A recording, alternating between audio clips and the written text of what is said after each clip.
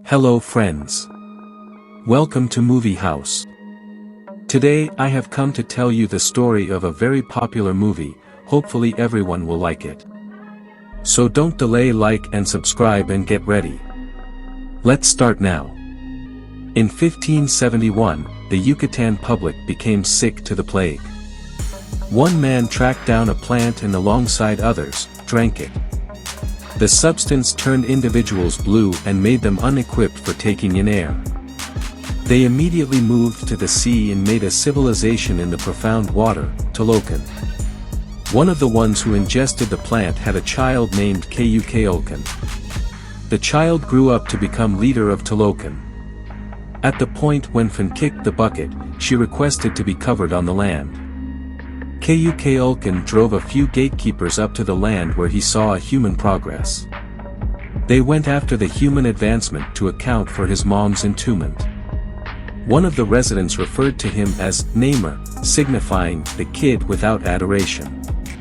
Shuri works in her lab, making a solid attempt to make a counterfeit heart-molded spice to use for her sibling and Wakanda's top dog, Chala, who is passing on from a disease.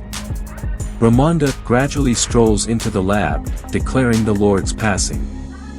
After a year, Wakanda is experiencing difficulty with different countries needing their vibranium. The Dora Milaje discover French military men attempting to take from their station. Afterward, Ramonda converses with the unified countries and uncovers the French's endeavor to take.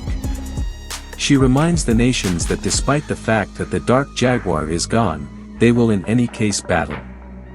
At a mining station, Americans mine in the sea utilizing a vibranium finder that was made by a MIT understudy, Riri Williams. They utilize this to find vibranium in the sea. Abruptly they go under assault by Talakanals who don't need them taking their vibranium.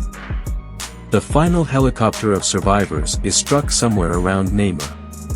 In Wakanda, Ramonda and Shuri go to the water and grieve the year since Chala's passing. They consume their memorial service articles of clothing to mean the finish of the grieving time frame, in spite of Shuri not being totally prepared for this. Namor then, at that point, shows up, getting past the boundary by going under the water. He uncovers to them the presence of Talokan and maintains that their assistance should prevent outsiders from taking vibranium. He additionally makes sense of that Wakanda isn't the main spot that has vibranium, Talokan has it as well. Ramonda berates him, stressed of his presence. He lets them know he will kill the researcher who created the machine and that they can help him, yet they can't hinder him. Shuri and Okoye go to meet Everett Ross, who gives them the name and area of the youthful researcher, notwithstanding potentially offering private data.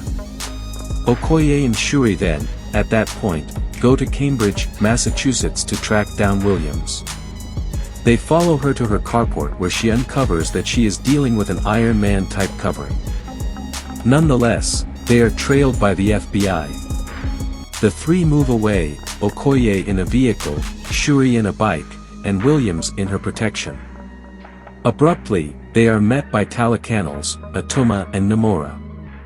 A short encounter closes in Shuri and Williams getting caught. Ross shows up at the scene the following day and meets with his ex, Valentina Allegra de Fontaine. He likewise tracks down Kimoyo globules and conceals them. In Wakanda, Ramonda reproves Okoye for losing Shuri and fires her from her situation as broad. Shuri and Williams awaken in Talokan. Namor shows Shuri the human advancement, attempting to persuade her regarding his goals, in any event, giving her his mom's wristband. Notwithstanding, she differs in killing Williams. In the interim, Ramonda goes to Haiti to see Nakia, who had left Wakanda 6 years earlier. She requests that Nakia track down Shuri for her. Nakia does a few spying and sorts out the area. She then, at that point, breaks Williams and Shuri out as Ramonda converses with Namor about his arrangement. They return to Wakanda, yet just for additional torture as Namor and his kin attack. They flood the city causing a full-scale war. Namor deals with all of the Wakandan vehicles prior to flooding the royal chamber holding Ramonda and Williams. Williams begins suffocating, so Ramonda swims to save her. She can get Williams to somewhere safe and secure, yet just to suffocate simultaneously. Shuri grieves her mom's passing as Namor tells her she is sovereign at this point. He and his kin then, at that point, leave the country. In the interim, Allegra de Fontaine figures out that Ross has been speaking with Wakanda this entire time and has him captured. M'Baku converses with Shuri after the burial service and gives her ethical judgment that she shouldn't kill Namor. He then, at that point, tells her he will give lodging to the uprooted Wakandans following the assault. Shuri then utilizes Namor's mom's wristband to make the fake heart-formed spice which at long last works. She goes to the astral plane in the wake of taking it and is welcomed by Eric Killmonger, who claims they are something similar. They contend a peace before Shuri claims she will kill Namor out of retribution. Shuri awakens and makes herself a suit. She then drops into a gathering among M'Baku and the seniors as the Dark Puma. In readiness of the fight, Shuri and Williams understand that they could debilitate Namor by warming his body up to where it can't get oxygen. They then, at that point, make a second Ironheart shield.